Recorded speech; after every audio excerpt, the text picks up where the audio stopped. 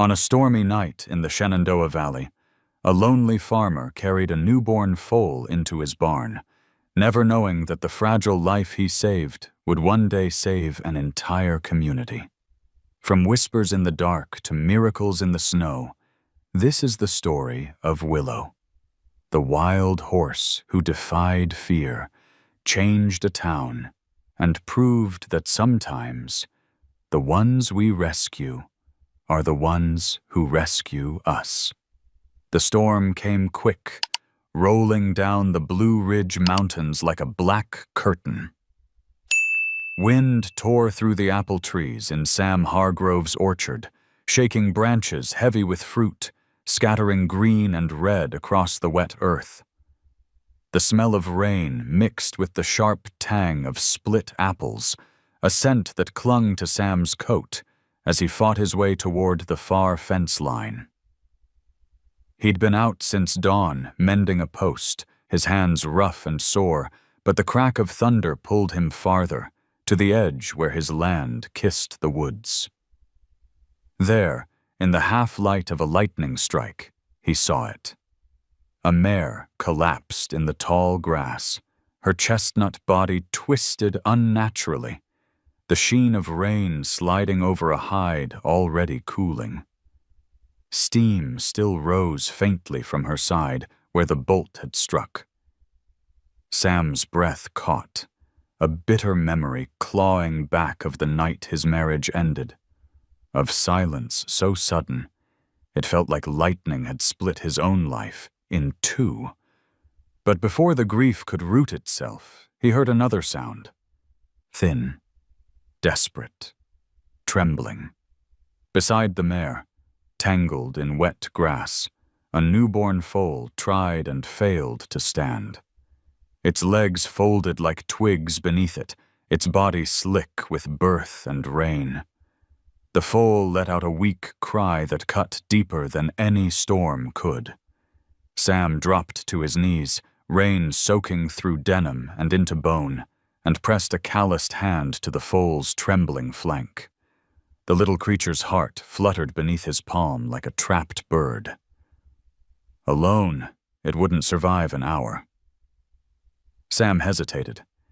He thought of the debts stacking on his kitchen table, the sleepless nights staring at his father's old ledger, the orchard rows that never yielded enough to clear the red marks. Raising a horse, especially a wild one, was foolish. Everyone in the Shenandoah Valley knew that. And yet, as the foal's eyes blinked up at him, dark and glassy and impossibly alive, Sam felt something break open inside him. He couldn't walk away. Not this time. Not again. With a grunt, he shrugged off his rain-slick coat and wrapped it around the foal's body. The weight was pitiful, lighter than the sacks of apples he hauled each week to the county market, but it pressed heavy against his chest as if carrying the last ember of a dying fire. He whispered, his voice rough but steady, "You're not dying here. Not tonight." Thunder cracked overhead, the orchard bowing under the storm's fury. Sam lifted the foal, its spindly legs dangling, and staggered toward the barn. Each step was a battle against mud sucking at his boots, but he held tight, the way a man clings to the one thing he can still save. Behind him, the mare's body lay still, her mane plastered across her face, a silent witness to a choice made in the rain. When Sam pushed into the barn, the smell of hay and old wood wrapped around him like an embrace.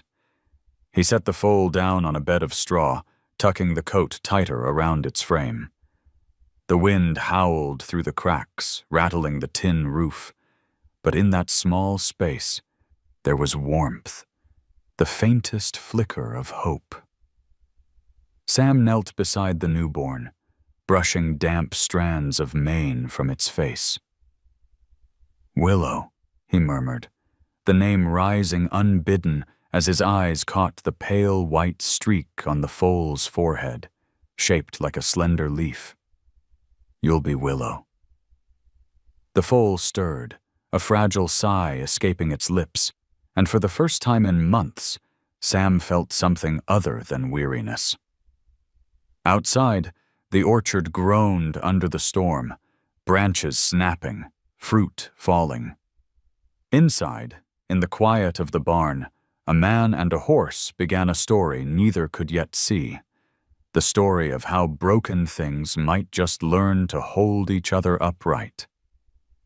As the lantern guttered low, Sam sat back against the stall, his clothes dripping, his hands smelling of earth and rain and newborn life.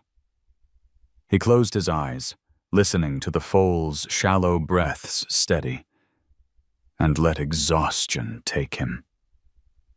Somewhere between the patter of rain and the creak of the timbers, he thought he heard it. A soft nicker, a fragile promise.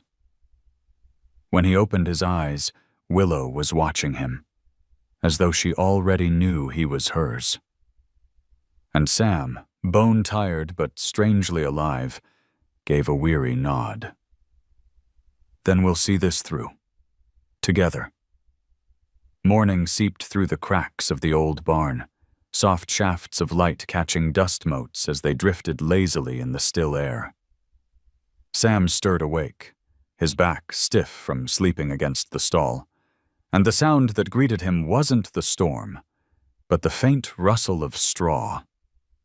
The foal lay curled in the coat he'd wrapped around her, her breathing shallow but steady. For a moment, Sam simply watched, uncertain whether he'd dreamed the whole night. Then the little one shifted, eyes fluttering open, and a small squeak, half nicker, half sigh, escaped her throat. That fragile sound rooted itself deeper in Sam's chest than any thunder ever could. He crouched close, hesitant, as though afraid his presence might shatter the spell. Up close, he noticed the delicate streak of white running down her forehead, narrow and curved like a willow leaf. "That's you," he whispered, voice thick from lack of sleep. "Willow." The name felt right, like it had been waiting for her long before she took her first breath. She blinked at him with wide, glassy eyes, and for the briefest second, Sam felt less alone in the vast silence that had ruled his farmhouse since his divorce. By mid-morning the rain had cleared, leaving the orchard glittering with drops that clung to every apple leaf. Sam carried a pail of warm milk, unsure of what he was doing, but unwilling to let this fragile creature starve. He fumbled with an old bottle fitted with a rubber nipple, something he'd dug out of a box of hand-me-downs left from a neighbor. The contraption leaked, dribbling milk across his hands, but Willow nosed forward, hesitant at first, then latched on with surprising strength. Relief swept through Sam, warm as the sun breaking through the clouds. He laughed, a rusty sound he hadn't heard from his own throat in years. That afternoon, Ava Morales drove up the lane in her dusty green truck, the county vet bag slung over her shoulder. She had heard whispers in town about Hargrove bringing something wild into his barn, and had come to see for herself. Tall, steady-eyed, with hair pulled into a practical braid, she surveyed the scene with a professional calm that belied the curiosity flickering beneath. "A newborn," she said, crouching beside the foal. "Mother's gone?" Sam nodded, his jaw tight. Ava's hands moved carefully, checking Willow's legs, her temperature, the fragile pulse under her jaw. "She's weak," Ava said softly, "but she's a fighter. If you're serious about keeping her, I'll help. But you'll need patience more than money." Patience, Sam thought grimly, was one thing he might still have. Money was another matter. The orchard had barely carried him through the last season, and bills for feed, medicine, and supplies would stack fast. He thought of keywords he'd once scribbled while searching late at night for advice. Farm insurance, veterinary costs, small business loans. All those worries hovered at the edges, but when Willow leaned against his arm, smearing warm milk on his sleeve, Sam found himself nodding. "I'll manage." In the days that followed, a rhythm emerged. Sam woke before sunrise, boiled water for coffee and for warming milk, then crouched beside Willow's stall as she drank in eager gulps. Eli Brooks, the quiet boy from next door, began to wander over after school. He rarely spoke more than a few words at a time, his stammer making each sentence a struggle, but he carried a sketch pad everywhere. He sat in the corner of the barn, pencil scratching, capturing Willow's unsteady attempts to stand, the tilt of her ears, the curve of her neck. Sometimes, when Willow stumbled and fell, Eli's lips pressed tight, as though he felt her failure in his own chest. Other times, when she tottered 2 steps before collapsing, he smiled shyly, as if her small victories were his as well. Sam noticed. He noticed how Eli's eyes, usually downcast, lifted when Willow pushed her nose against his shoulder. He noticed how Ava lingered longer each visit, leaning against the stall, her voice soft, as she explained the importance of circulation in a foal's legs, or the need for fresh bedding to fight the chill. In the barn's dim light, Sam found himself surrounded by lives that leaned toward each other, each carrying their own fractures. One evening, when the air outside carried the sweet smoke of neighbors boiling apple butter, Sam sat with Willow nestled against his boots. The foal had grown stronger, her coat beginning to dry to a sleek chestnut sheen. Sam's father's old dog-eared Bible still sat on the mantel inside the farmhouse, pages brittle from years, but Sam hadn't opened it since his father passed. Now, as he stroked Willow's mane, he recalled a verse his father once quoted. "Hope deferred makes the heart sick, but a desire fulfilled is a tree of life." Looking at Willow, her tiny chest rising and falling, Sam felt that desire flicker again. The town, of course, would talk. Already Sam sensed eyes on him when he hauled crates of apples to the farmer's market. A man burdened with debt had no business feeding milk to a wild foal. But when he returned home, and Willow whinnied softly at the sound of his boots, none of that mattered. He was no longer walking into silence. On the 3rd week, during a cool dawn that smelled of dew and wood smoke, Willow tried again to stand. Sam watched, holding his breath. Her spindly legs trembled, folded once, then steadied. With a grunt of determination that seemed far too old for such a small body, she lifted herself, swayed, and remained upright. Sam let out the air he'd been holding, a grin breaking across his face unbidden. "That's it, girl," he whispered, voice low and reverent. "Stand tall."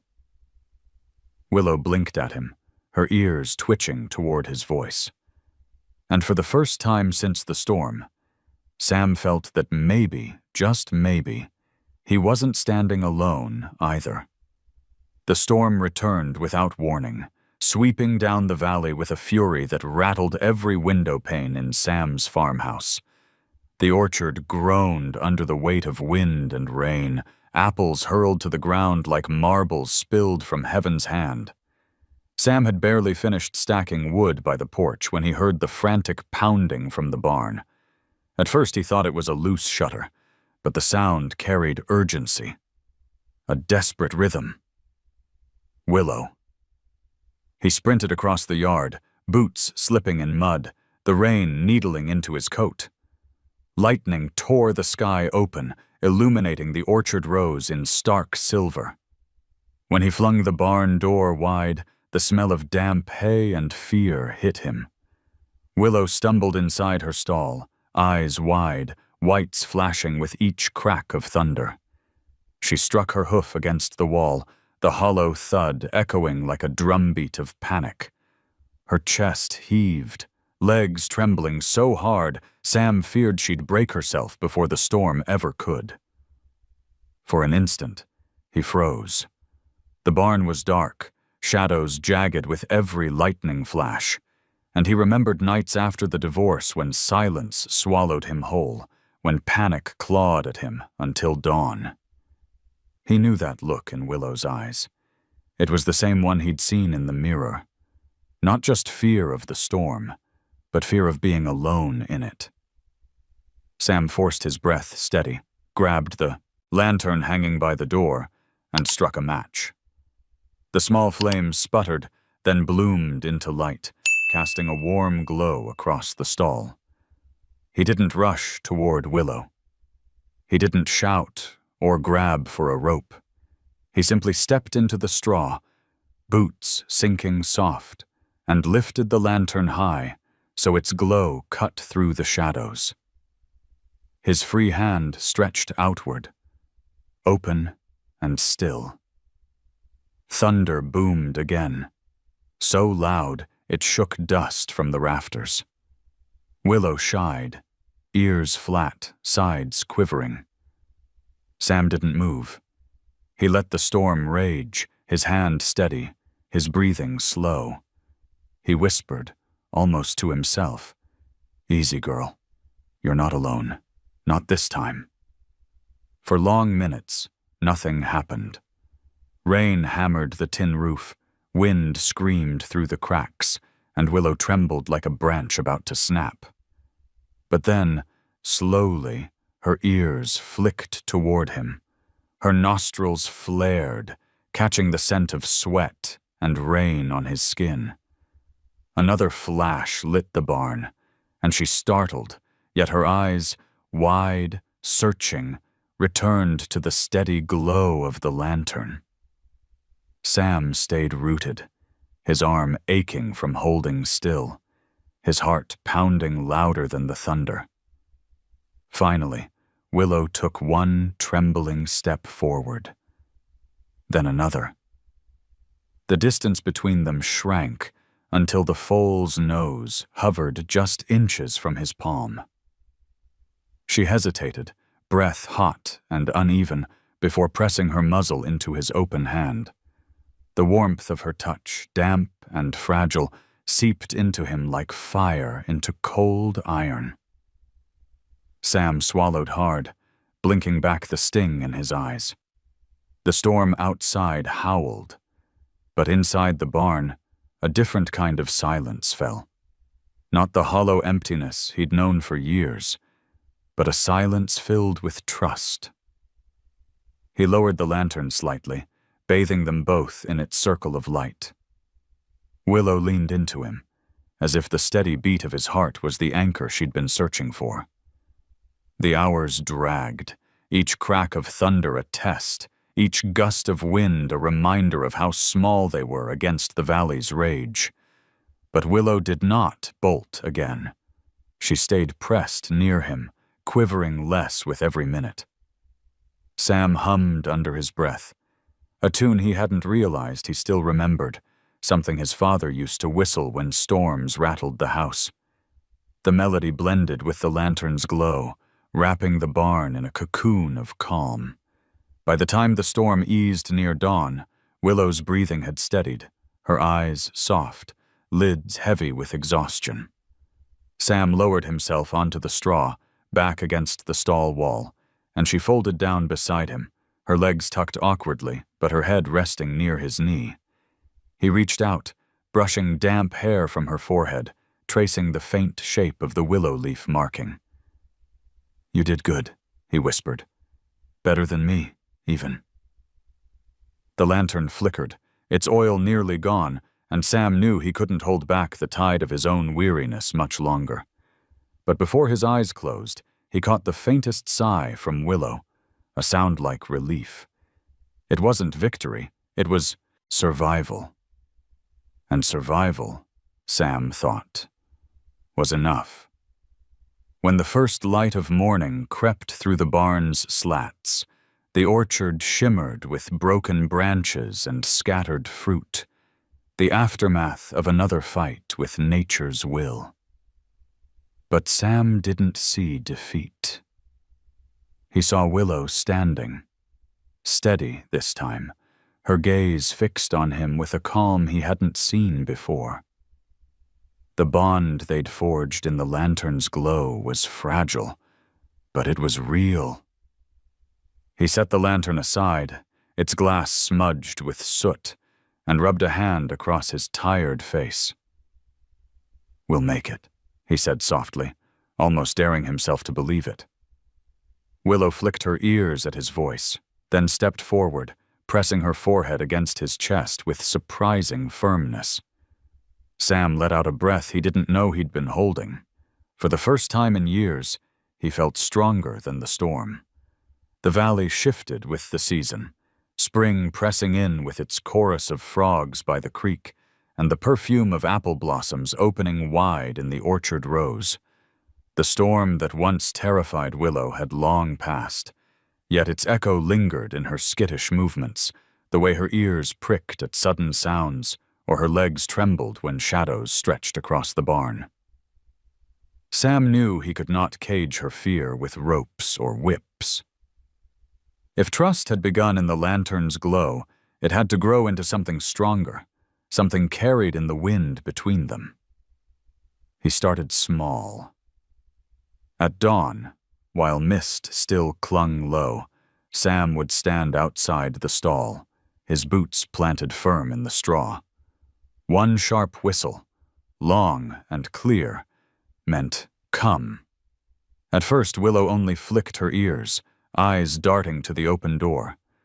But after days of steady patience, she stepped toward him, nostrils quivering, as though pulled not by sound, but by the steady calm in his posture.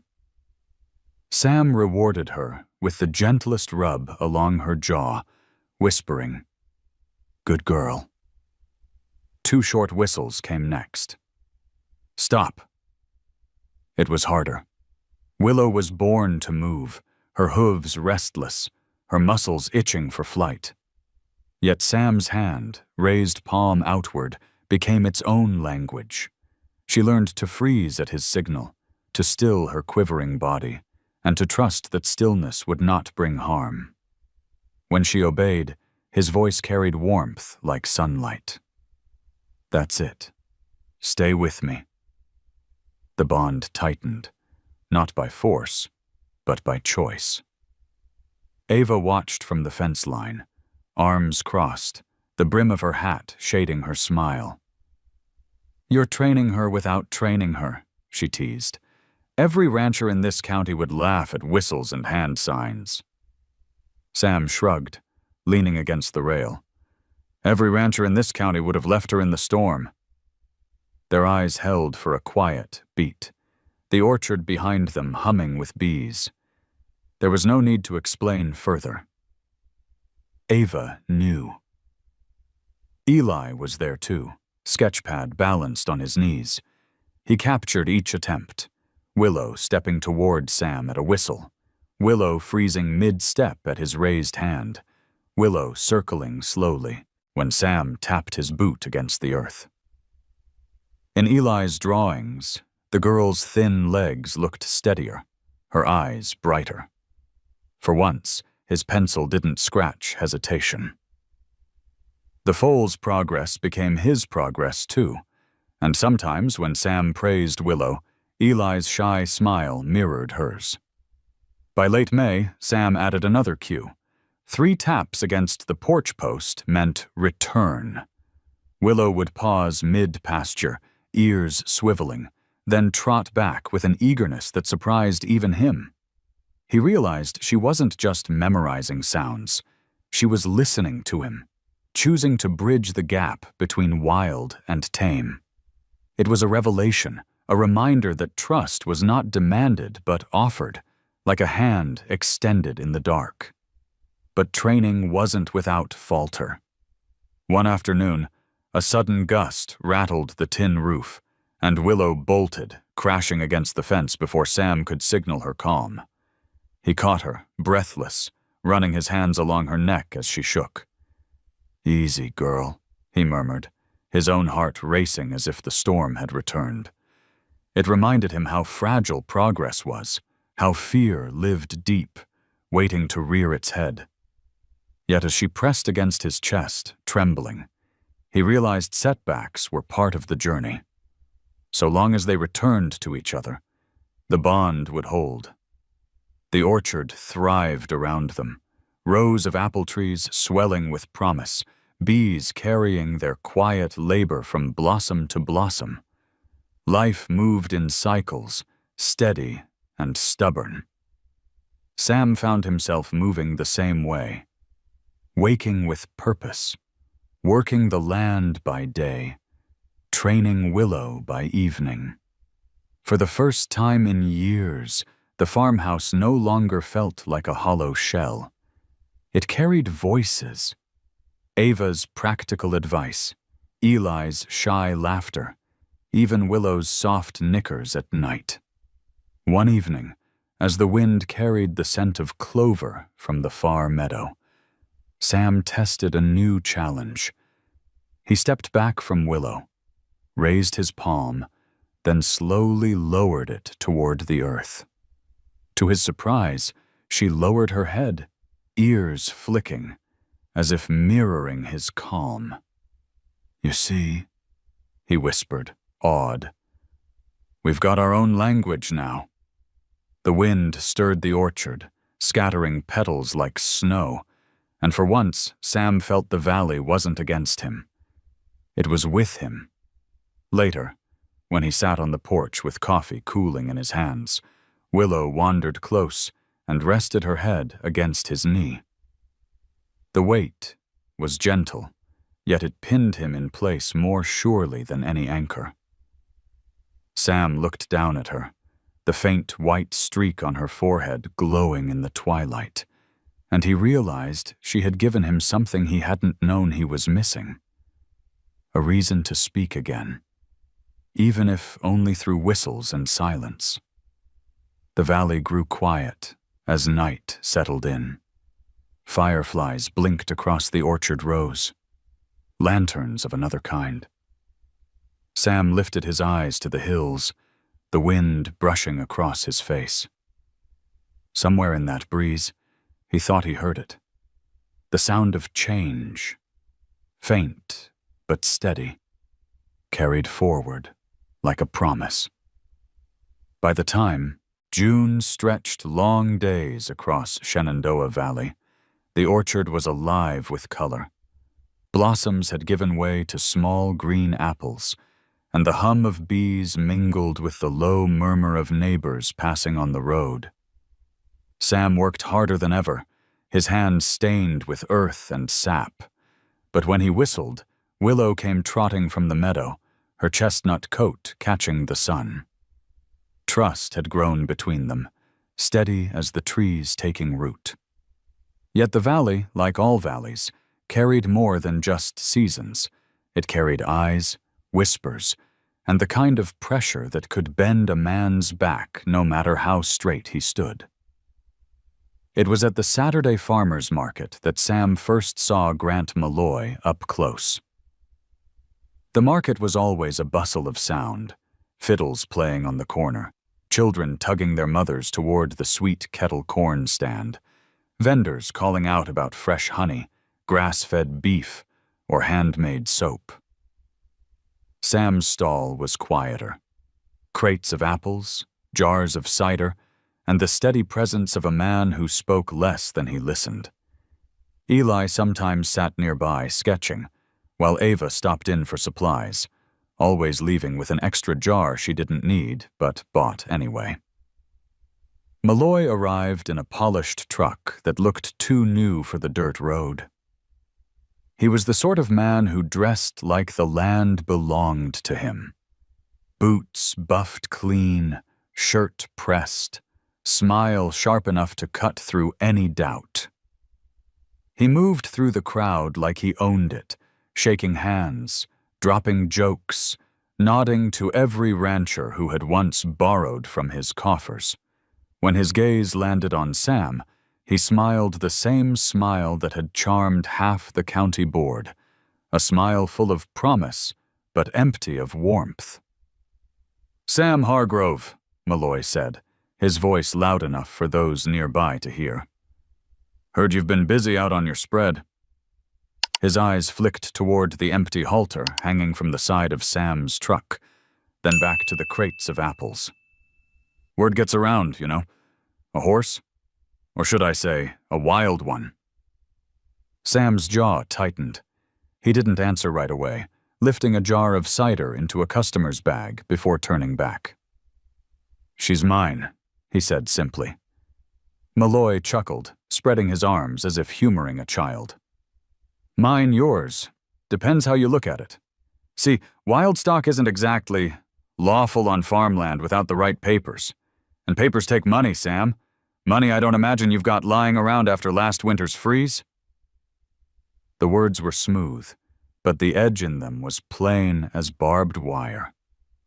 Ava stepped closer, her hands folded across her chest. "He's done nothing wrong," she said evenly. "And Willow is no threat to anyone." Malloy tilted his head, eyes sliding over her with a smirk. "Ah, the vet. Always sentimental. But let's not confuse feelings with facts. The county has regulations for a reason. Health, safety, liability." He glanced at Sam's modest stand, the old truck parked crooked at the edge. "You start cutting corners. Hargrove, and folks will wonder what else you're willing to overlook." Sam didn't rise to the bait. He'd learned silence could be stronger than a punch. Still, as Malloy clapped him on the shoulder with that too-friendly hand, he felt the weight of a man trying to squeeze him into surrender. "You think about it," Malloy murmured, low enough for only Sam to hear. "Land like yours. Hard to keep up, hard to profit from. I'd take it off your hands clean. Fair price. You could be free of it all." Sam's eyes narrowed. "This land isn't for sale." Malloy's smile widened, though his eyes cooled. "Everything's for sale, son. Even wild dreams." With that, he tipped his hat and strolled away, leaving the air heavier than before. Eli, who had watched the exchange from the corner of his sketchbook, spoke softly, halting over his words. "He doesn't like Willow, does he?" Sam shook his head. "No. He doesn't like anything he can't own." That evening, back at the orchard, the weight of Malloy's words clung to Sam as he worked. The valley's hills stretched wide, the sky painted with fire as the sun dipped low, but Sam felt the squeeze of something closing in. Willow came trotting at his whistle, ears pricked, trusting. He laid a hand on her neck, feeling the warmth of her skin beneath his calluses. "They'll come for you," he muttered, almost to himself. "And for this land." Willow pressed her nose against his arm, as though answering. For Sam, the threat wasn't just about laws or papers. It was about history. The orchard planted by his grandfather, the fences mended by his father's hands, the soil that carried their sweat and their stubbornness. To sell it would be to bury them twice. And now, Malloy had drawn a line, one Sam knew would only sharpen in the days ahead. When the night settled and the wind rustled through the apple leaves, Sam stood by the porch with a cup of cooling coffee. Ava's truck lights had disappeared down the lane. Eli had gone home, and the farm was quiet again. But Sam felt Malloy's smile like a shadow across his shoulders. He looked out at Willow grazing near the fence, the moonlight catching the pale streak on her forehead. "Not for sale," he repeated, firmer this time. The wind shifted, carrying the faint smell of rain and something else. Change. The morning of the apple fair dawned bright and warm, The valley bathed in gold as sunlight spilled across the orchard rows. The scent of cinnamon and fried dough drifted from town, carried on a breeze that hummed with fiddles tuning for the day's music.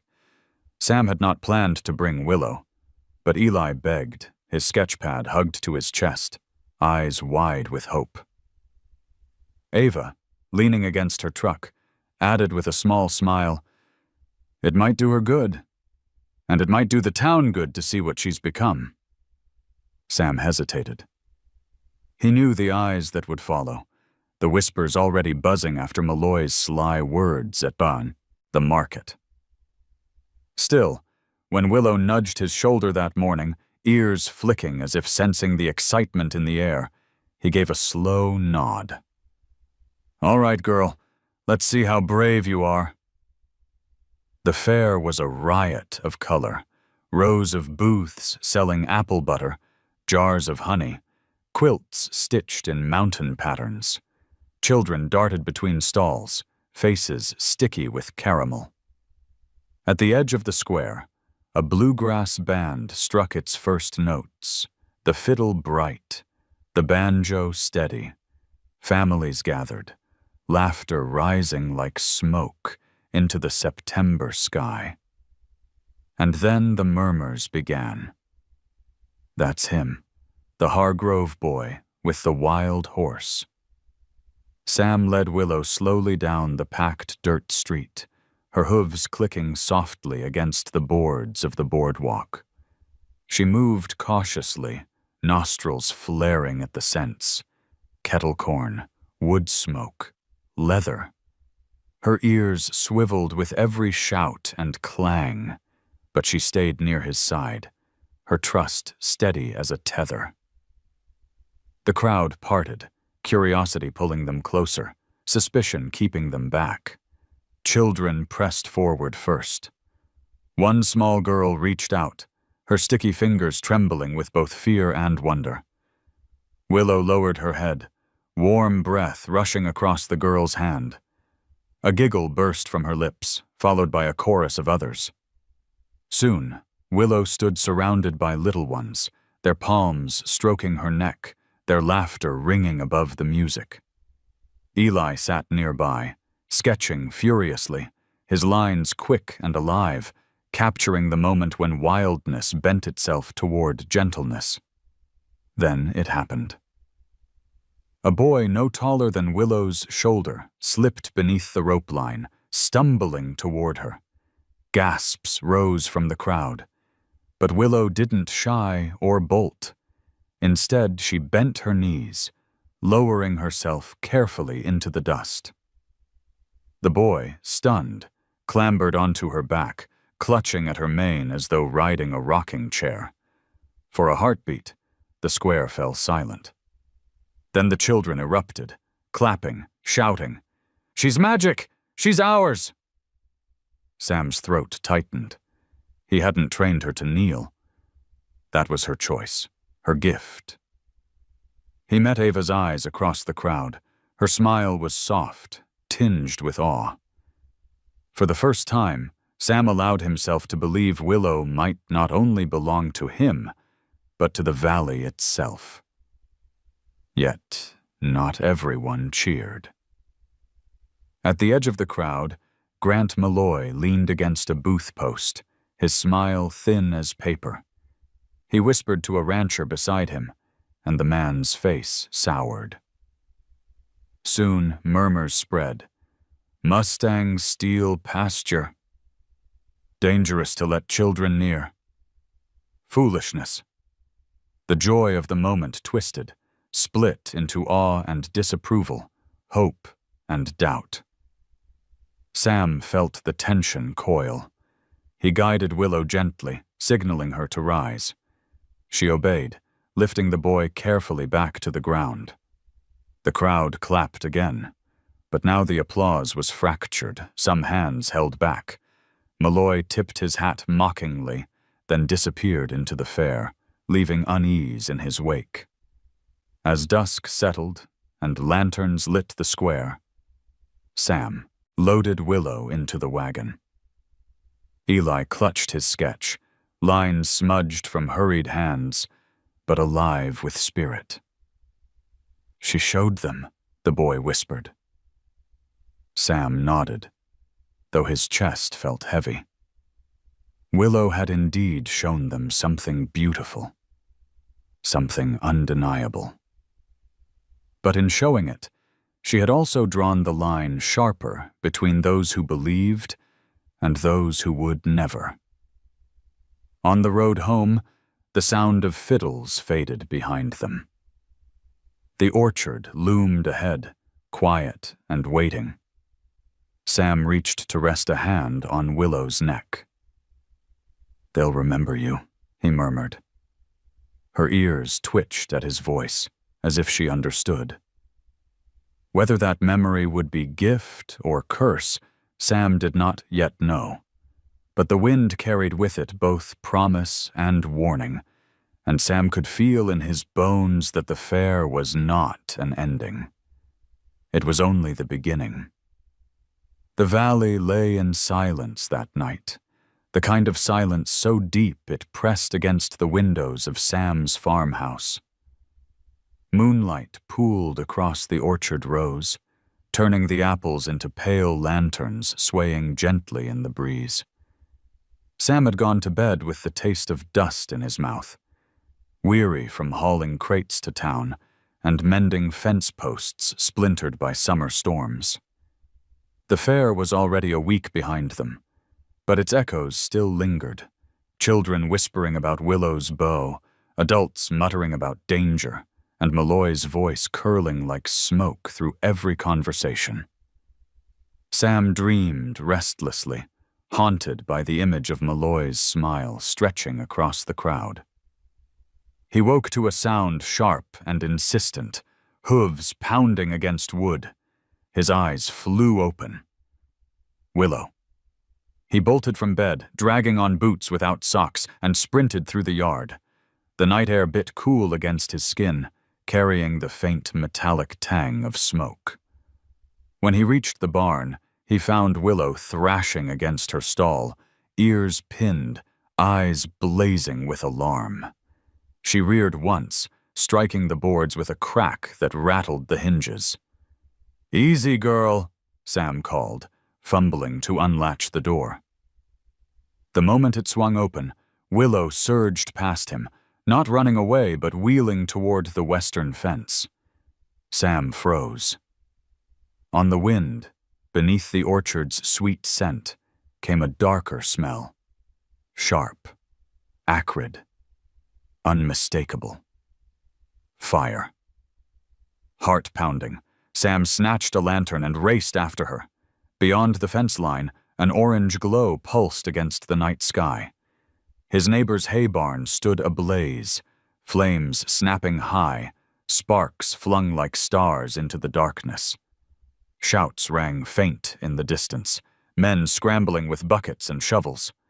Sam ran toward the glow, Willow galloping at his side as though tethered by the urgency between them. By the time he reached the burning barn, half the valley had gathered, a bucket line forming from the creek. Deputy June Ellison was there, her uniform smudged with soot, barking calm orders that cut through the chaos. She spotted Sam, lantern swinging, Willow snorting at his shoulder. "It started from the back," June shouted over, the roar of fire. "Wind's carrying sparks toward the orchard rows." Sam's stomach dropped.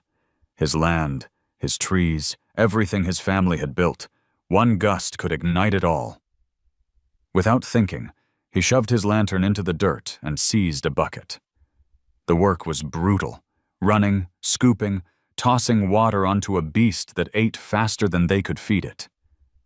Willow circled the edge of the fire, restless but purposeful, driving the cattle away from danger with sharp snorts and well-placed kicks. Sam caught sight of her between trips, her silhouette flashing in the firelight like a sentinel born of smoke and flame. Hours bled together. Finally, as dawn broke pale and gray, the fire shrank to smoldering embers. The barn was lost, a black skeleton against the morning sky, but the fields and homes nearby had been spared. Men collapsed to the ground, coughing into sleeves, their arms heavy as stone. Sam dropped to his knees, lungs raw, hands blistered from the buckets. Willow approached, her coat slick with sweat, muzzle flecked with ash. She pressed her head against Sam's shoulder, a steady weight anchoring him to the earth. He closed his eyes, too tired to speak, but the message passed between them anyway. She had saved them. Without her alarm, without her pounding hooves in the night, the fire would have raged unchecked until the whole valley burned.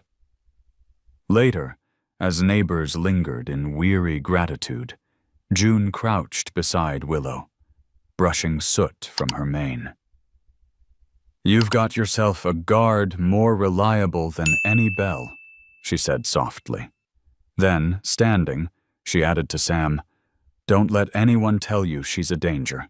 She's the reason we're standing here." Sam looked at Willow, her dark eyes reflecting the pale dawn, and felt something rise in his chest, pride, fierce and unyielding. Malloy's words at the fair still clung like burrs, but they seemed smaller now, weaker. The truth was plain. This horse had given warning when no one else could.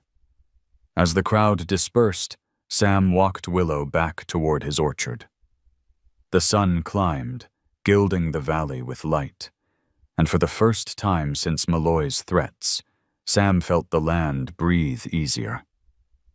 He reached down, brushing the streak on Willow's forehead, and whispered, "You'll always see what I can't. Won't you?" She flicked her ears at his voice, as if answering. By the time they reached the barn, the ashes on the horizon had begun to settle. But in Sam's heart, a new certainty took root. Willow wasn't just his companion. She was his alarm, his sentinel, his proof that trust could become protection. And in a valley divided by doubt, that truth mattered more than any whispered rumor. The valley did what valleys always do. It moved through its seasons, each one carving its mark into the land and into the people who endured them. The first autumn after the fire came heavy with apples, the trees bending under their weight, as though the orchard itself was making up for all that had been lost. Sam rose each dawn to the chorus of Willow's whinnies drifting from the barn, her body stronger now, her chestnut coat gleaming in the pale light. She had shed the fragile look of a foal. Muscle rippled beneath her hide, and her eyes carried a confidence born of survival. Neighbors still spoke of the night she raised the alarm, their gratitude threaded with awe. Some brought over pies or jars of preserves as thanks, and when they left, their children lingered at the fence to feed Willow slices of apple. Eli, taller now, began sketching not only Willow, but the valley around her, his drawings capturing the way she seemed to belong to every changing sky. His stutter eased when he spoke of her, as though the horse had lent him her steadiness. Winter pressed in sharp and early that year. Snow fell heavy, blanketing the orchard rows in silence, the branches of apple trees etched in frost like lacework. Sam's farmhouse groaned against the wind, but inside, warmth gathered. Ava stopping by with hot cider after long days on her rounds, Eli bringing his sketches to show Sam, Willow snorting contentedly in her stall. The world outside might have been brittle and cold, yet within those walls there was life enough to push back. By the second apple season, Sam noticed how Willow followed him not just by command, but by instinct. When he loaded crates, she lingered near the wagon, nudging the boards as though offering help. When he walked the rows, she trailed quietly, ears flicking at the sound of bees in blossom. Ava once laughed, saying, "She's more shadow than horse now." And though her tone was light, her eyes carried something heavier, a recognition of how deeply horse and man had come to lean on each other. Malloy's shadow hadn't vanished. His company's trucks began rumbling along the valley roads more often, surveying land, whispering deals into weary ears. Rumors swirled of contracts and buyouts, of water rights contested over kitchen tables. Sam ignored most of it, but he knew silence couldn't hold forever.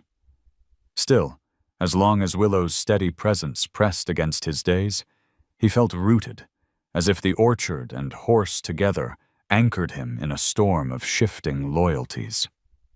The second winter came colder than the first. Snow piled high, burying fences until only their tips showed. Sam hauled hay to the barn daily, his breath turning to ice as he trudged through drifts. Willow met him each time, steam curling from her nostrils, eyes bright even in the bleakest mornings. One night, when the wind shrieked so loud it rattled the rafters, Sam slept in the barn rather than leave her. Willow stood guard over him as he lay in the straw, the storm raging outside while a quiet warmth endured within. It was in that winter's hush that Sam began to notice Ava more keenly. Not her advice or her visits, but the way she lingered at the end of the day, her gloved hand brushing frost from her braid, her laugh softening the edges of the cold. They didn't speak of anything grand, only weather, crops, Eli's sketches, but in the stillness between words, something tentative grew. Willow would nudge Ava's shoulder, and Ava would smile as though the horse had spoken aloud what both humans kept tucked inside. 2 apple seasons and 1 winter of snow had passed, and nothing looked the same. Eli had grown into himself, his drawings filling local shop windows. Ava had rooted herself in the valley's soil as surely as any tree. And Sam, who once lived in silence, haunted by debt and loneliness, found himself surrounded by voices, laughter, and the solid weight of trust that pressed against him with every step Willow took at his side. The valley, however, never gave gifts without testing those who received them.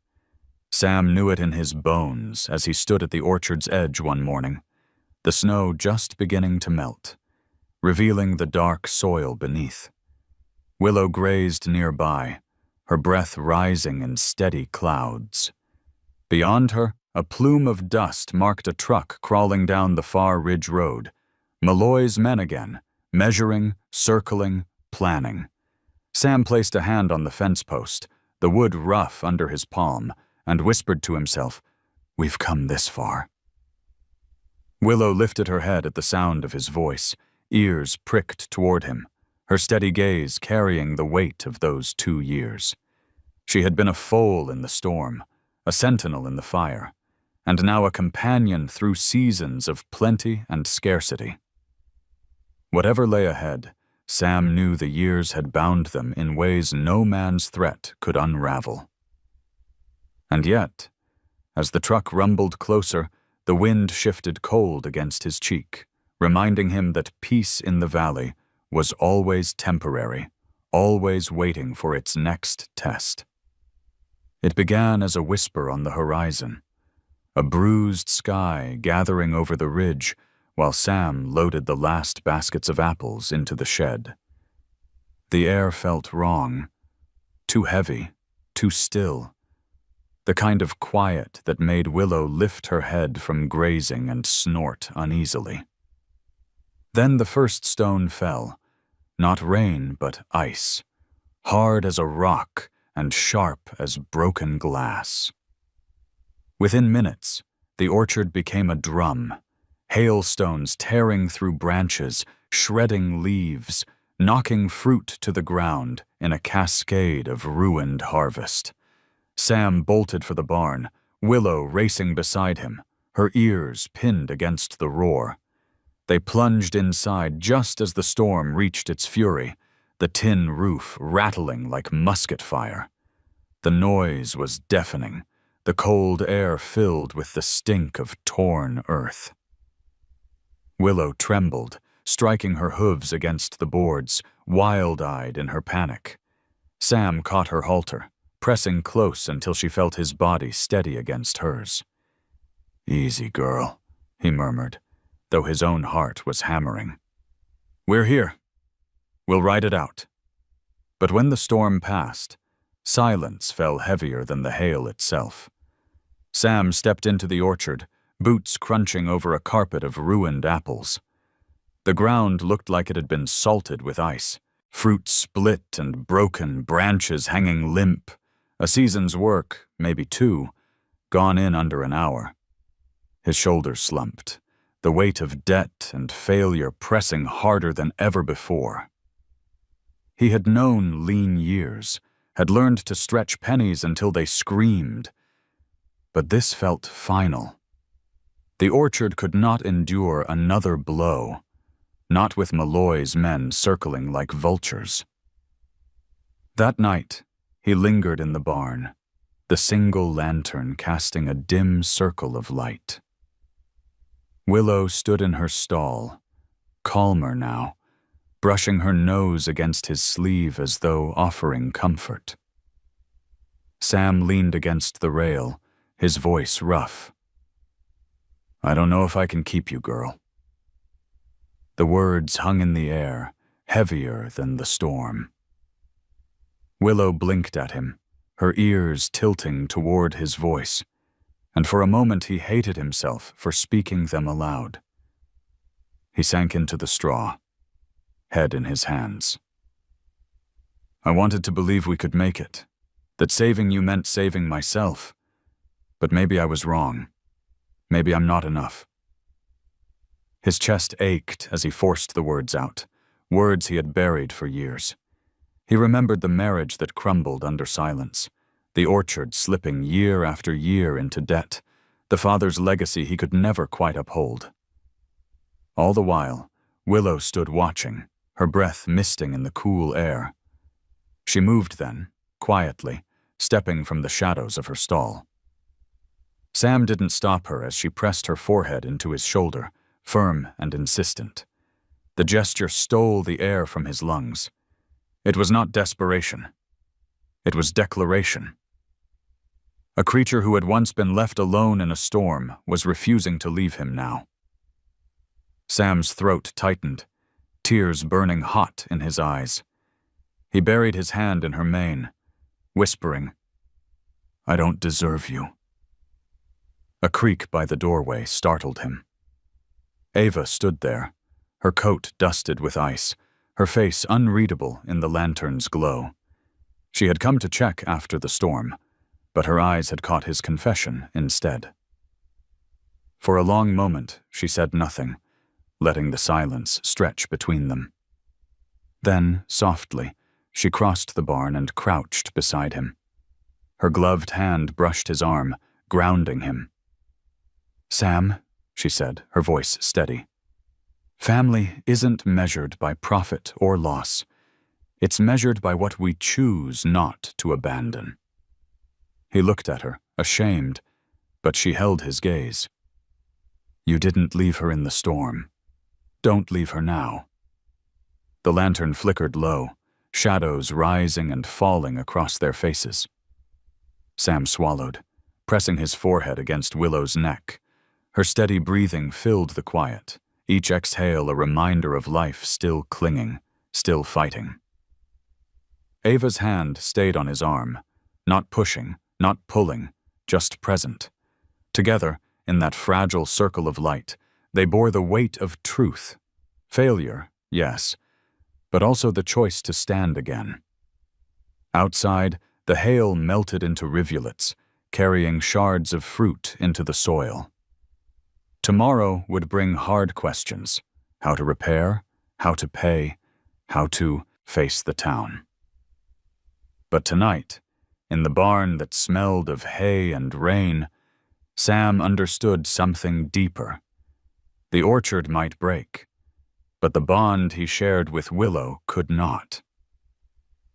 All right, he whispered at last, his voice cracking. We stay, all of us. Willow shifted closer. Ava's hand squeezed his arm, and for the first time in years, Sam let his tears fall. Not as defeat, but as release. The snow began as a whisper, a quiet dusting across the orchard rows that made the apples gleam like frosted lanterns. By mid-afternoon, the flakes thickened, carried sideways by a wind sharp enough to sting skin. Sam had seen storms sweep down from the ridge before, but this one carried a weight in its belly, a warning.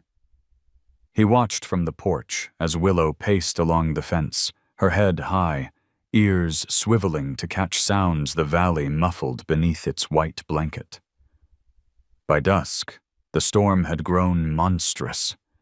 Snow swallowed fences, blurred the orchard into a wall of white. The world shrank to a few yards of visibility, the rest hidden behind the howling gale. Sam hauled water to the barn, each step a battle against drifts climbing to his knees. Inside, Willow snorted, restless, stamping as if she knew something he did not. Her eyes caught the lantern's glow, dark pools alive with urgency. Then came the knock at his door, a frantic hammering that cut through the storm's scream. Deputy June stood there, snow clinging to her coat, her breath ragged. "A school bus went off the Old Ridge Road," she shouted over the wind. "Driver lost his bearings. They've been out there for hours, Sam. We can't find them." Sam's stomach clenched. The ridge road wound narrow and treacherous, a path even seasoned drivers avoided in storms. "How many?" he asked. June's jaw tightened. 12 kids. The driver, too. They saddled quickly, but the storm swallowed all sound, all direction. Lantern light was useless. Snowflakes reflected the glow until it blinded more than it helped. Sam's mare balked at the drifts, hooves sinking deep. June cursed under her breath, straining to see. That was when Willow burst from the barn, free of halter or rope, her body cutting a dark streak against the storm. She tossed her head, gave a piercing nicker, then turned toward the ridge road, pausing only to glance back. Sam felt the truth settle heavy in his chest. Willow knew. She had listened to the storm, read the wind, felt the vibrations through earth that no human could sense. He whistled once, sharp and long, the signal for lead. Willow answered with a stomp of her hoof, then pushed into the white abyss. They followed her through the storm, trusting where their eyes failed. She veered away from drifts that would have swallowed horse and rider, skirted frozen gullies hidden beneath snow. Her ears pricked forward, every step deliberate. Sam felt awe press against fear.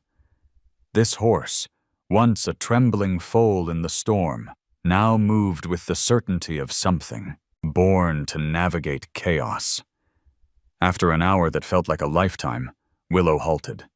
She whinnied once, sharp, and pawed the snow. Sam strained his ears, and then he heard it. Faint cries, muffled sobs. They stumbled forward and found the bus wedged sideways in a ditch, its windows frosted opaque. Children huddled inside, faces pale with fear. The driver slumped against the wheel. Relief and dread tangled in Sam's throat. They worked fast. June wrenched open the door, her voice steady as she herded frightened children out into the blizzard. Sam lifted the smallest ones, setting them carefully onto Willow's broad back. She stood steady, lowering her head so the children could cling to her mane, her warmth seeping into their frozen fingers. One boy buried his face in her neck, whispering, "She's warm. She's safe." Willow stood like a sentinel, her body a shield against the wind. They led the children back in groups, Willow carrying the weakest, guiding the rest with her unwavering calm. Each time she returned, she pressed her nose briefly against Sam's chest, as if reminding him to hold on. By the time the last child was safe in June's waiting buggy, the storm had begun to ease, its fury spent. Sam looked at Willow, her flanks heaving, frost clinging to her mane. She had not faltered once. As dawn bled pale light across the valley, the rescued children wrapped in blankets, Sam stood with Willow at the orchard's edge. Neighbors gathered, their faces etched with disbelief and gratitude. June spoke quietly, her voice carrying in the hush that followed the storm. Without her, we wouldn't have found them. Sam laid a hand against Willow's neck, feeling the steady thrum of her heart. She lifted her head, eyes bright despite exhaustion, and let out a soft nicker. It was not triumph. It was certainty. She had done what she was born to do, and in that moment, as the valley stirred back to life beneath the first rays of sun, Sam realized something profound. Willow was no longer just his. She belonged to the land, to the children whose lives she carried, to the community that would whisper her name long after the snow melted. He leaned close, murmuring into the frost of her mane. "You've shown them, girl. You've shown me too." Willow flicked her ears at his voice, the wind tugging at her forelock, and for the first time in years, Sam felt the valley itself was listening.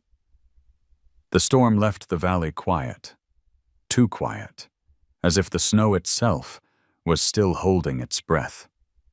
The school children were safe, but Sam knew the rescue would not end the whispers. Stories had already begun to grow. How a wild Mustang carried children through the blizzard, how she seemed to see paths no man could. Some called it a miracle. Others muttered it was only chance.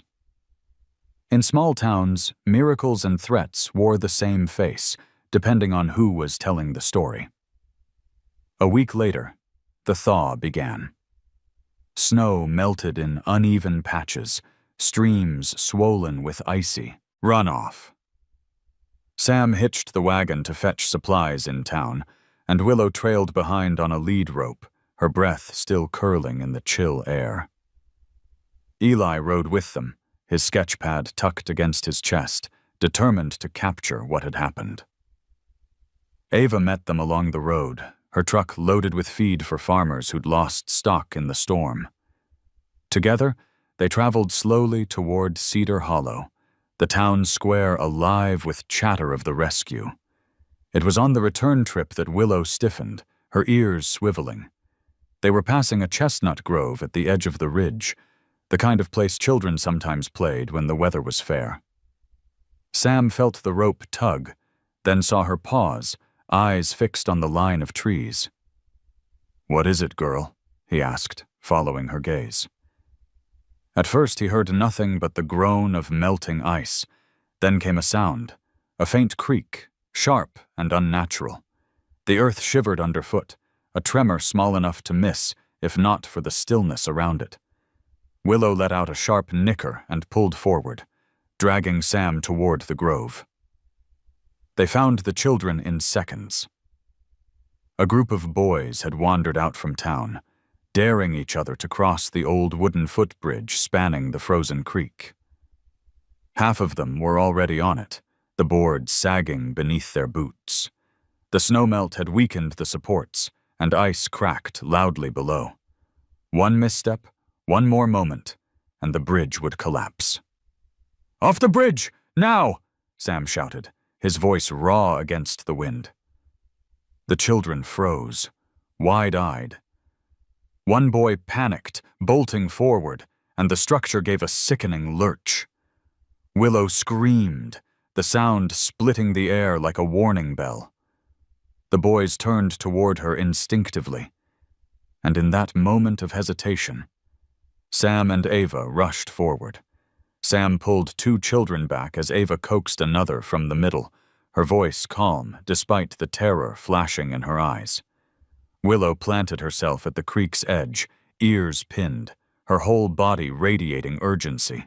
One boy stumbled, his foot punching through a board.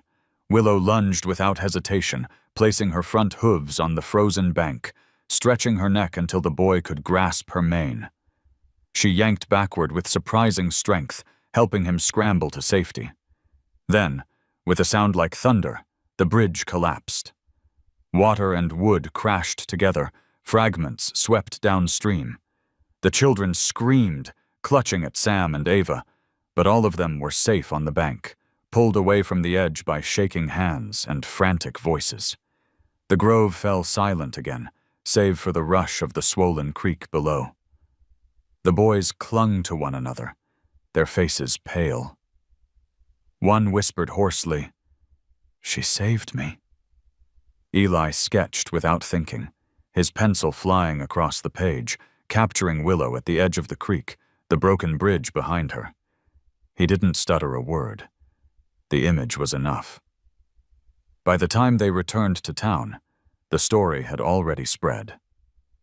Folks gathered at the square, listening, wide-eyed as the children recounted the collapse. Some crossed themselves, others shook their heads. "Not just luck," someone muttered. "That horse knew." But not all voices carried awe. Malloy stood at the steps of the general store, his arms folded, eyes cold. "So now we're trusting a wild animal to keep our children safe," he said loudly. "You want to call it a miracle? Fine. But next time, when she bolts and hurts someone, will you still call it that?" His words dripped like poison, and Sam felt the crowd sway, torn between gratitude and fear. Willow stood quietly behind him, her dark eyes unflinching. She didn't rear, didn't startle, didn't move to defend herself. She simply pressed her head against Sam's arm, calm and steady, as though the truth needed no shouting. The people saw it. Some turned toward Malloy with narrowed eyes, others toward Willow with something like reverence. That night, back at the farm, Sam lingered by the chestnut grove, the broken bridge still groaning under the current. He set a hand on Willow's neck, whispering, "Twice now, you've seen what I couldn't. Twice you've brought them home." She exhaled, warm breath clouding the air, her ears flicking toward the sound of the creek. In the hush of the evening, Sam realized the valley itself was changing. Every act of trust, every warning cry, every quiet rescue, Willow was weaving herself into the fabric of their lives. And no matter how Malloy twisted words, no one could unsee what she had done under the chestnut grove. The valley glowed with lantern light that Sunday evening, 100 small flames flickering against the clapboard walls of Cedar Hollow's church. The service had been called at Reverend Thompson's urging, not for scripture alone, but for something heavier: the question of Willow.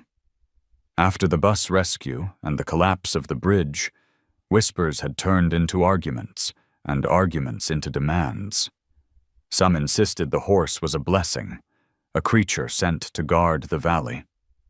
Others echoed Malloy's warnings, saying no good could come from trusting wildness. Tonight, they would speak as a community, or fracture trying. Sam arrived late, Willow tethered quietly outside the churchyard. Her breath misted in the chill air, her eyes catching the lantern light as families filed past, some pausing to touch her flank in gratitude, others giving her a wide berth. Sam felt every glance, every judgment, but he kept his shoulders straight as he stepped into the crowded sanctuary.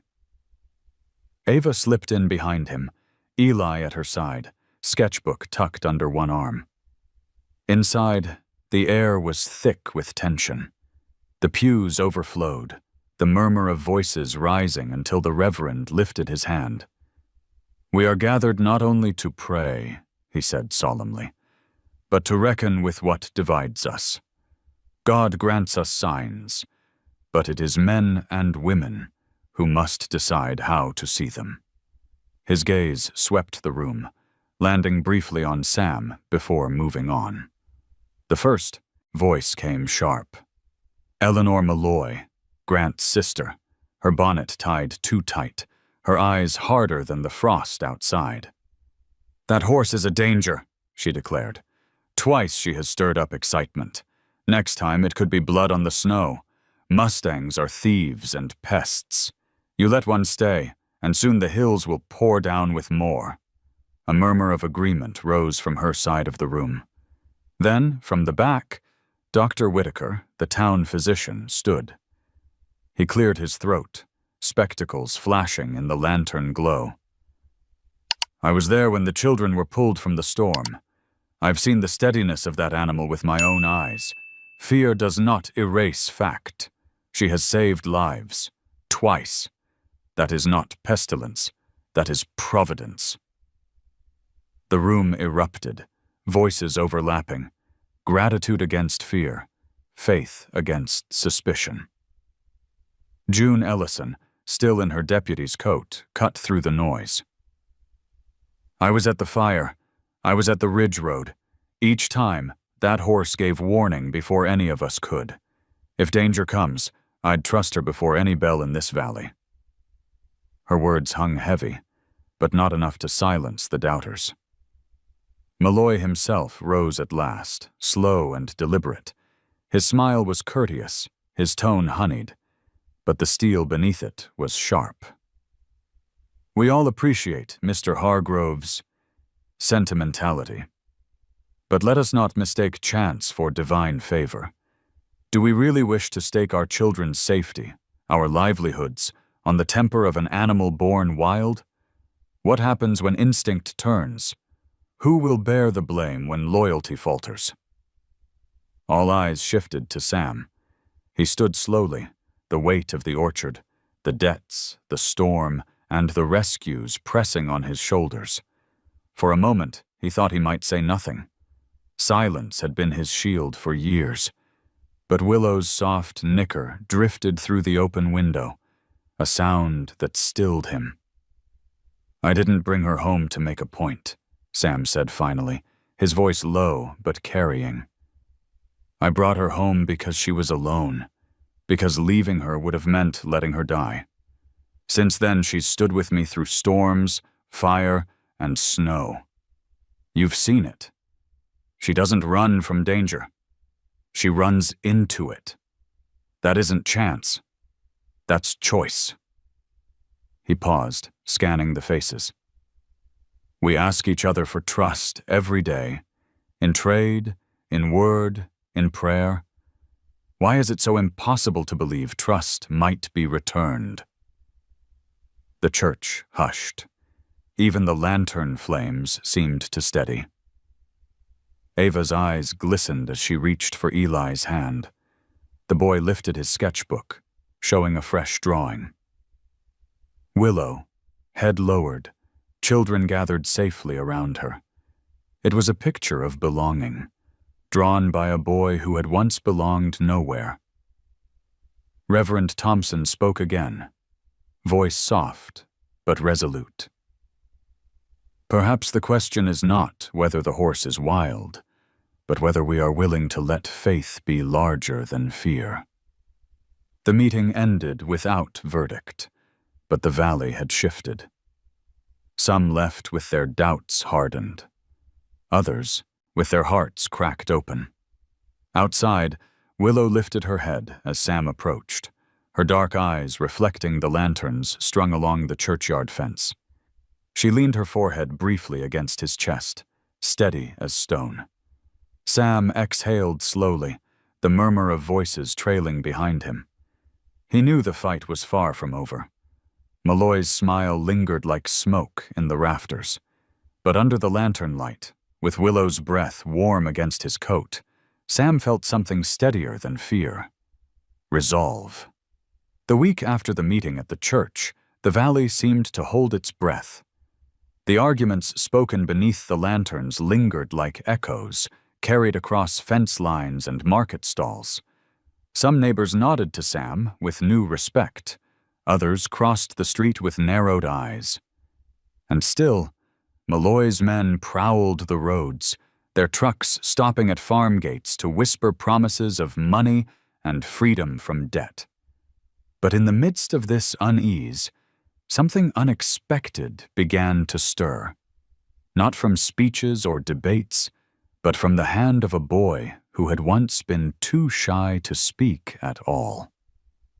Eli sat for hours at the kitchen table in Sam's farmhouse, his pencil scratching across page after page.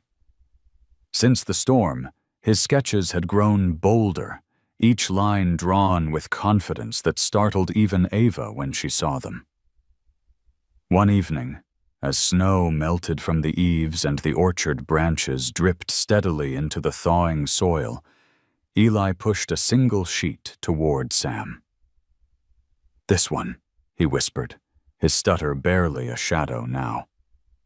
Sam looked down. The drawing captured Willow beneath the chestnut grove, her body braced at the creek's edge, children huddled safe behind her. Every detail was alive. The strength in her stance, the fear in the children's faces, the steadiness in her eyes. Above it, in careful block letters, Eli had written, "Home is where she chooses us." Sam's throat tightened. He had no words, only a hand that reached out to rest on Eli's shoulder. The boy looked up, hesitant, but Sam's nod was enough. The drawing was not only a memory, it was a truth spoken louder than any argument at the church. The next Saturday at the market, Eli carried the drawing with him, folded carefully inside a portfolio. While Sam sold cider and apples, the boy wandered toward the quilting stall run by Mrs. Dalton, a woman known for gossip that traveled faster than any truck in the county. Eli laid the paper before her without a word. She studied it, her mouth parting just slightly, then passed it to the woman beside her. Within minutes, the sketch had traveled stall to stall, a ripple of silence following it.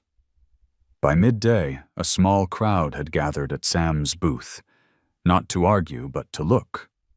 Some reached out to touch the paper with reverent fingers. Others whispered, "That's her," as though seeing Willow drawn in graphite proved more than watching her in the flesh ever could. Children tugged at their parents' coats, pointing eagerly, "That's the horse! That's Willow!" Malloy appeared too, his expression tight. He glanced at the drawing, then at Sam, his jaw clenching. "Pretty picture," he sneered, loud enough for the crowd. "But pictures don't prove anything." Yet even as he spoke, his words fell flat. For once, the people weren't listening to him. Their eyes stayed on Eli's sketch, on the message scrawled at the top, words too plain and pure to be political. Ava leaned close to Sam, her voice low. "He's changing the story, you know. Not you, not me.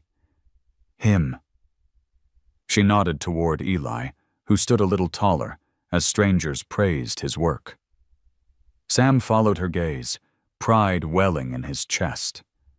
The boy who once hid behind his stammer was now the valley's witness, his drawing more powerful than any defense Sam could have offered. That night, back at the farmhouse, Eli left the drawing pinned above the mantel. The lamplight caught the strokes of pencil, the soft shadowing of Willow's eyes. Sam sat before it long after Ava and Eli had gone to bed, listening to the crackle of the fire, Willow's distant nicker drifting in from the barn. The words stared back at him. "Home is where she chooses us." He thought of the day he'd carried her from the storm, fragile and wet, convinced he was the one doing the saving. Now, years later, it was clear. She had chosen to stay again and again, when every instinct could have carried her away. and in that choice, she had saved him too. Sam rose, pulling on his coat, and stepped into the night. The orchard stretched dark and silent under a sliver of moon. Willow lifted her head as he entered the barn, eyes gleaming in the lantern glow. He rested his forehead against hers, whispering, "You've given us more than I ever dreamed." She exhaled warm breath against his cheek, steady as always, as if to say she knew. Beyond the barn walls, the valley shifted slowly, imperceptibly. Not by argument, not by law, but by the truth of a boy's drawing tacked above a mantle, the kind of truth even Malloy couldn't erase. The orchard was quiet in the pale light of early spring, buds swelling on branches, the promise of blossoms hidden beneath their green casings. Sam leaned against the barn door, his breath a fog in the morning chill. He had spent a restless night, staring at Eli's drawing pinned above the mantel, the words etched into him like scripture. Home is where she chooses us. That thought had followed him here, to this moment. He unlatched the stall, the creak of the hinge loud in the stillness. Willow lifted her head, ears flicking forward. Sam opened the door wide, wider than ever before. There was no halter, no rope, no signal to stay. Only the open orchard stretching beyond, the hills rolling free into the horizon. He stepped back, hands loose at his sides. "This is your choice, girl," he murmured, his voice rough with something close to fear. "No whistles, no fences. If you want to go, the land is open." For a moment, Willow stood, still, the streak on her forehead gleaming in the dawn. Then she stepped forward, hooves soft against the straw, into the light. Sam's chest tightened. He had always known this was possible, that trust meant freedom, and freedom meant the chance she might leave. Ava appeared at his shoulder, silent, her face unreadable in the morning haze. Eli lingered behind her, clutching his sketch pad like a prayer. Willow walked into the orchard, slow and deliberate. She paused at the edge of the first row of trees, where the ground sloped down toward the road, and lifted her head toward the ridges beyond. The breeze lifted her mane, carrying scents of open pasture, wild grass, rivers unbound. She could have gone then, vanished into the hills like the Mustang blood that still pulsed in her veins. Sam swallowed hard, forcing himself not to call her back. But then Willow turned. She walked back, steady as stone, and stopped in front of Sam. With a quiet exhale, she pressed her forehead against his chest, the same gesture she had given him that night after the hailstorm, the same one she had offered in every moment of doubt. Sam's hand trembled as he reached up, resting it against her neck. His voice broke as he whispered, "Then you're ours, and we're yours." Eli grinned, a rare, unguarded grin that transformed his whole face.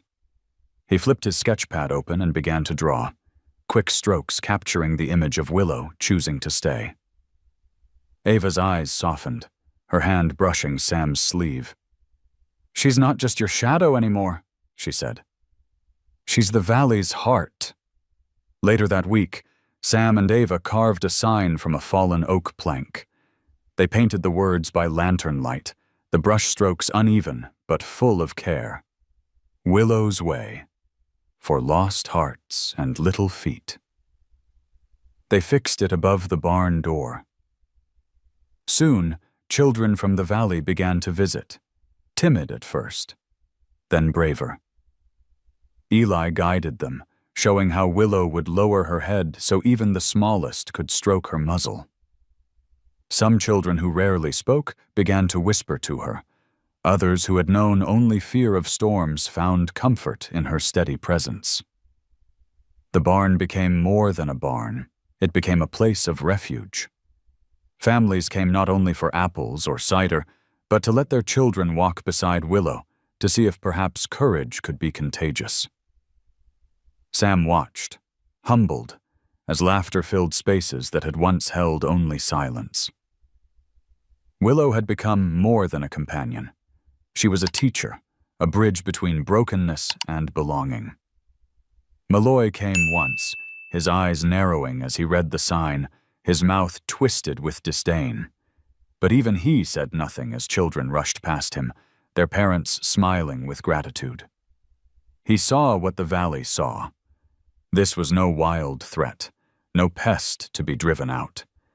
This was a choice made visible, an animal that could have fled, but stayed. One evening, as the sun dipped low, painting the orchard in hues of gold, Sam stood with Ava and Eli watching Willow graze.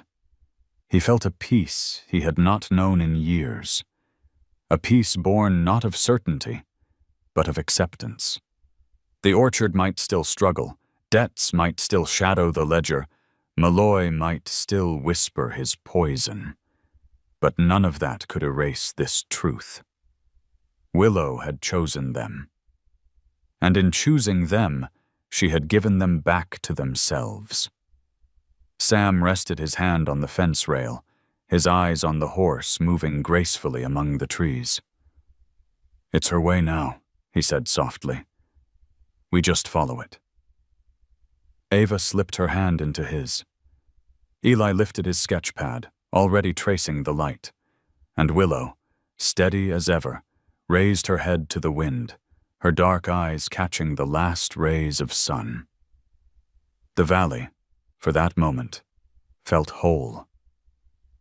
Autumn returned with its familiar perfume of cider and wood smoke, the valley alive once more with the bustle of the apple festival. Booths lined the square, laden with pies steaming in their tins, jars of preserves glinting amber in the afternoon sun, quilts fluttering in the crisp breeze. Music rose from the stage at the far end, fiddles weaving with banjos in the bright cadence of bluegrass. The town, despite all its arguments, gathered as one, drawn by tradition, by harvest, by the need to mark another year survived. Sam walked slowly through the crowd, Ava at his side, Eli skipping just ahead with his sketch pad.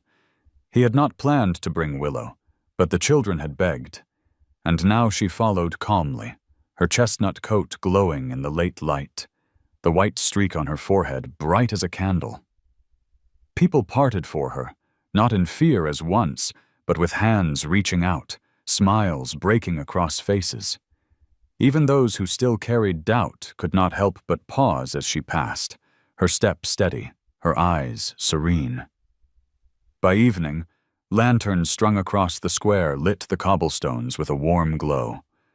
The mayor called the children forward for the Walk of Courage, a tradition where they circled the square together before the night's dancing began.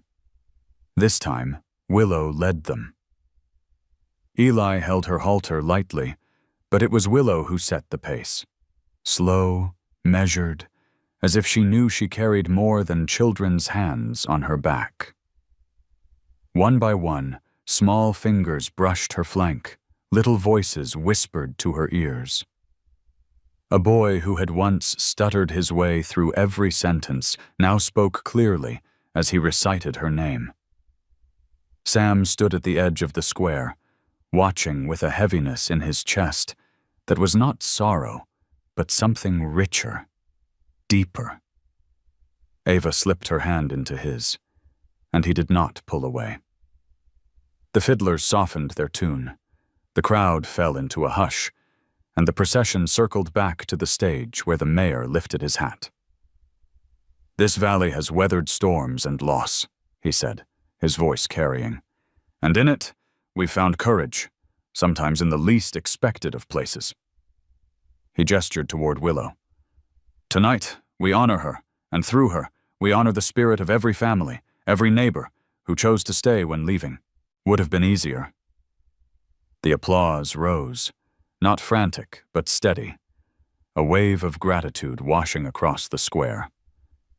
Willow flicked her ears at the sound, then lowered her head with quiet dignity. Sam felt tears prick his eyes. He thought of the night he had carried her from the storm, a trembling bundle wrapped in his coat.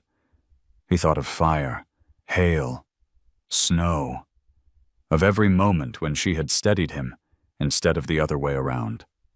He had believed he was the one saving her. Now he understood the truth. She had been saving him all along. As darkness deepened, the band struck up a faster tune, couples spinning onto the square. Eli stood by the stage, showing his sketches to a cluster of children who leaned in wide-eyed. Ava laughed softly beside Sam, her hair catching the lantern light, and Willow, free of halter, moved calmly among the dancers, children trailing her like ribbons in the wind. The festival had always belonged to apples, to harvest, to hard work.